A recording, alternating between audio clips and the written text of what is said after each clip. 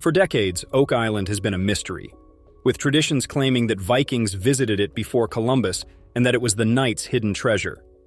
For more than 2 centuries, people have been excavating, drilling, and diving on Oak Island to discover what lies beneath. One of the largest mysteries is borehole 10X in the symbols that were used to formulate the cipher.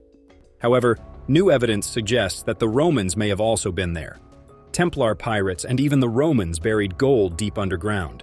Over the years, pieces of equipment have been lost, rocks, dirt, and debris have collapsed into the shaft, making it difficult for anyone to descend. Macacair's Marks is a deep, dangerous, water-filled shaft that has been the focus of treasure hunters for decades. Dan Blanken's ship, one of Oak Island's most committed searchers, believes that this borehole could lead to whatever was buried deep underground. Borehole 10. X is not an easy dig. It begins with a 181-foot vertical drop through a reinforced steel and concrete shaft narrowed into a 44-ton long tunnel that is only 27 inches wide and submerged in murky water with no visibility.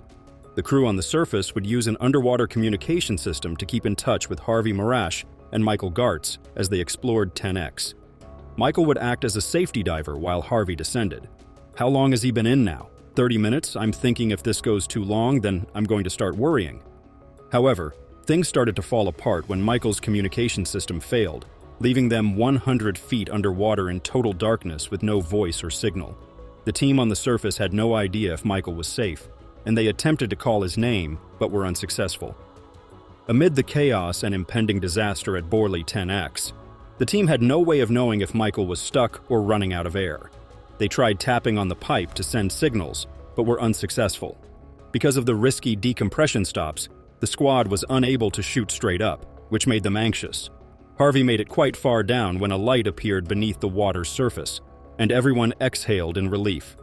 However, he was unable to see anything inside the small tunnel and had to feel his way around the walls to try to determine what was down there, possibly ancient wooden structures, broken rocks, and other random objects. But the fabled treasure chamber remained a mystery. Harvey attempted to maneuver around the drill bar, a huge 20-ton metal bar that had inadvertently fallen into 10X decades ago, but the tunnel was too small and his movement was constrained. He had to twist and push himself backwards, scraping against the rough walls, and his breathing became more difficult every second.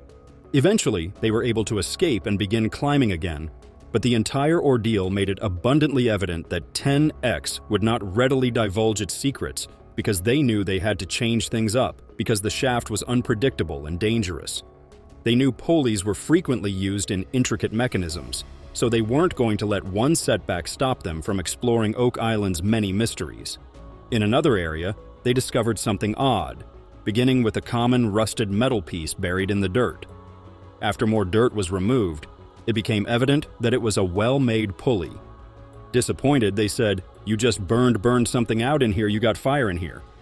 We do know that pirates operated, but whether the Romans soared the Oak Island crew found in Maun Bay off the coast of Oak Island in the 1940s is what we believe it to be. Its originality rests on how it got here. A local family who had been illegally scalloping in the area for decades discovered the sword.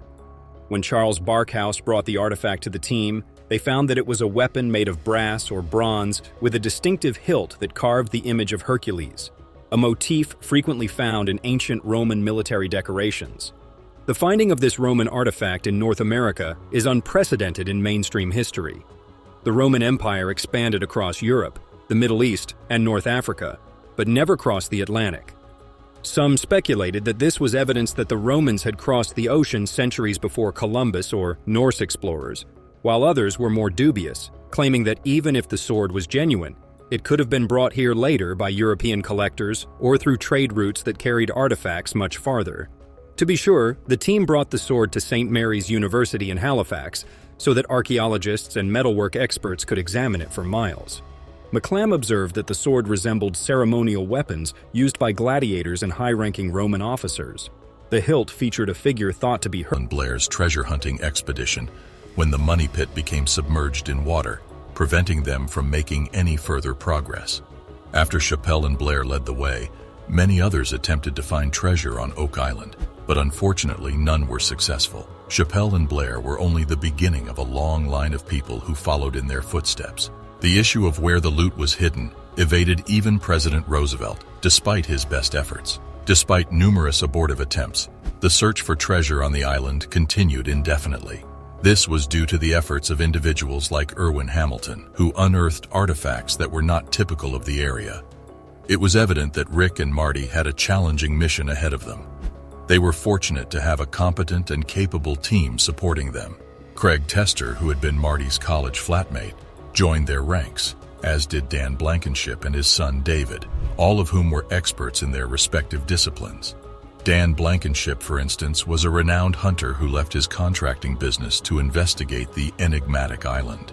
Since the Lagina siblings had been treasure hunting since they were young children, it was not surprising that they were both exceptionally skilled at the activity.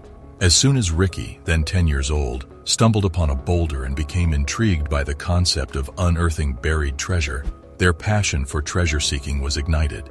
Even though their first attempt to search the boulder for treasure failed, it set them on a path that would lead them to spend the remainder of their lives engaging in similar adventures. As time passed, they gained a deeper understanding of the tales and legends surrounding Oak Island, which strengthened their resolve to investigate the island's mysteries further. The brothers Lagina and Dan Blankenship each purchased one half of the stock in Oak Island Tours in order to realize their dream of discovering the buried treasure and seizing it for themselves. This gang appears to be destined to follow in the footsteps of their former commander, Daniel McGinnis. McGinnis discovered a depression in the ground on Oak Island in 1796, prompting him to initiate his own search for wealth on the island. They and their associates spent approximately 10 years excavating the pit, but none of their efforts bore fruit. In the end, the Onslow Company was the one to assume responsibility for excavating the money grave, but they too were disappointed. Discovering only a stone instrument containing writing, it took over a century to translate the inscription on the stone tablet, which is believed to read, 40 feet below, 2 million pounds are buried. Others relied on conjecture, such as Marie Antoinette hiding her wealth prior to her execution, or William Shakespeare hiding his fortune and unpublished works, while others used this as evidence to infer that there could be treasure on the island. Despite this, these hypotheses have not been confirmed because no treasure has been found. Since the beginning of excavation on the island, individuals such as the Lagina brothers have been responsible for the discovery of hundreds, if not thousands, of artifacts. The Laginas made a remarkable discovery when they unearthed the bones of two distinct individuals. The fact that one set of bones belonged to a person of Middle Eastern ancestry and the other to a person of European ancestry added another layer of enigma to the island's history. The remains were discovered on opposing sides of the island. The discovery of bones belonging to individuals of Middle Eastern and European descent led to the conclusion that these men may have been members of the Knights Templar. Gary Drayton, an additional member of the Lagina team known as the metal-finding ninja, discovered a medieval-era cross and a stone with Greek letters. After analyzing the relics, Zena Halpern argued that they may be associated with Tannin, the Phoenician deity of fertility. These discoveries appeared to support the hypothesis that the Knights Templar had visited the island. However, after analyzing the artifacts, Zena Halpern hypothesized that they were associated with Tannin. When the cross's lead covering was removed, it was discovered to be made of gold, leading some to presume it was used to smuggle gold. In addition, some individuals believed the cross may have been used to transport gold. All right, it has been determined that this is ancient. Yes, 1400 is accurate. There has been talk about the discovery of a medieval cross that dates back to 600 years and was discovered in a French mine. Smith's skill resulted in the discovery of the cross on Smith's Cove Beach, and it is believed to be a part of the treasure that has been sought after. The book also mentions the Templars, a well-known group throughout history, and their connection to the cross. It gives the impression that the Templars were doomed to be destroyed, and that many of them escaped to avoid being put to death by the French King Philip, the Fair King Philip, and other various rulers. Many Templars were able to escape and seek safety on Oak Island, where they were imprisoned for 3 centuries. The Templars were known for their spirituality, as evidenced by the famous carvings of the Virgin Mary and a baby Jesus that were discovered on the jail walls. Now, we have the option to think about Makaker's marks. There are several sculptures in the prison, but one of the most well-known is a cross that has been carved to resemble a cross. It is implied in the story that if this cross were to be placed in the prison wall, it would precisely match the cross, proving their spiritual journey. The book also mentions the Templars' rise from being 9 knights to rivaling the king and the Vatican for influence and power. The author suggests that there may be a connection between the Templars and the discovery of the cross, because the Templars made a significant contribution to the development of the region's history. Disappointed, they find a big, heavy rock spike that looks like an old wharf pin, and might have been a railroad spike after he just burned something out in here. The team believes it could be evidence of a ship's war arf on Lot 32, which is near the site where they found a possible old cargo bag seal a year ago. It was probably iron, more specifically, raw iron. It's really strange, but I like it, I love it. It's pretty cool that Romans were here.